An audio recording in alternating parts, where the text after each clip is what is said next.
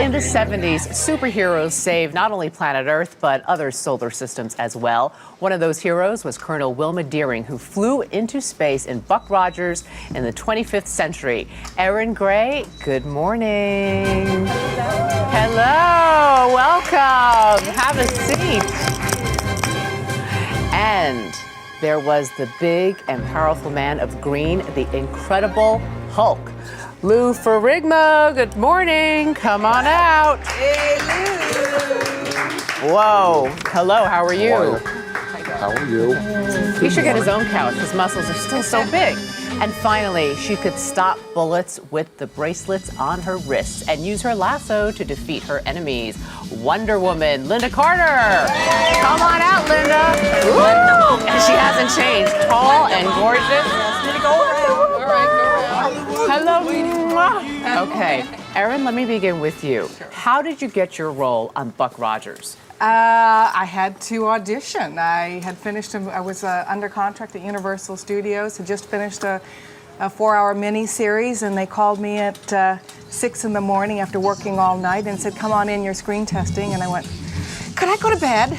Please. I've been working nonstop, and they said, no, come on in. And I went in, and I was so tired, I didn't even know what I was doing. Probably the best way to do an audition. You were relaxed. I was completely relaxed. All I kept thinking about, I want to go home and go to bed. Now, it was based on the movie. Did the producers feel they had to really tie it in, the series to the movie? How creatively, how closely did they? Well, actually, started out as I was told it was going to be a 10-hour miniseries, and it wasn't going to be a movie. And we shot the first 2 hours, and then suddenly 6 months later, they said, "Oh, guess what?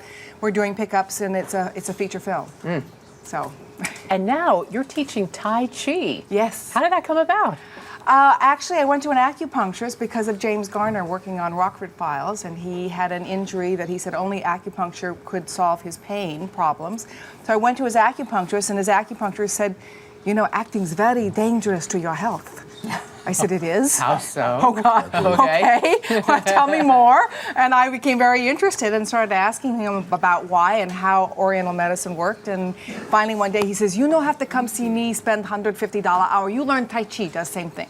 Wow, and now you're teaching it. And now I teach it. Wow, good. Well, no wonder you look so great. Oh, thank you. Lou, except for not being green, your body is just as big. My goodness. How do you keep this up? Training every day. I've been training for 45 years. You know, cardio and weight training. Holy moly. So you were obviously the size when you got your role. What did they tell you all you had to do was just growl and be painted green? No, what happened though, I'm not sure if very similar to Erin. I arrived on the set. They were using Richard Kiel, who played George in James Bond. Apparently, he wasn't muscular enough. So I went down for the screen test, and they said, you're the Hulk. They painted me green. Before you know how to shift my bodybuilding career to show business, the next day I'm filming like 14 hours a day. And the legacy now continued after 30 years. And you had a cameo in the film, right? Yes, the last one. And I've been doing King and Queen for 7 years, but it's funny that everybody joked around about being the Hulk because I have a new movie coming out for DreamWorks called I Love You, Man. It's directed by John Hamburg. I get to play myself, and it goes on and on with my persona, my appearance in the film. We look forward to that. Lynda, your character empowered women all over the world and really broke that glass ceiling for us. And to this day, Wonder Woman is still an icon. What was it like? She's very cool. She is the coolest, okay? And I got to play her. Yes, you were like born to play her. Yeah. What was it like?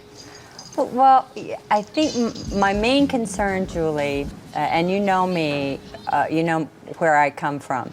My main concern is that I wanted to project the image of Wonder Woman as a non-predatory female that was smart and had it all going on, wasn't full of herself, was a champion of women, was a friend of women, and that women loved as much as the guys for other reasons loved her. Yes, it's true. Wonder Woman, and you achieved that. And if Wonder Woman if your guy was looking at Wonder Woman in some inappropriate way, she'd bop him upside the head and say, get a grip, you know. I've seen you actually do your husband in real life. We love Robert. When he looks at Julie and I say, get a grip. And now, your singing career, you have gotten back to your roots. Yeah. You have a new album coming out called At Last. At Last. And you're on tour. I've seen you at the Regency right here in New York. Yeah, and you're Regis.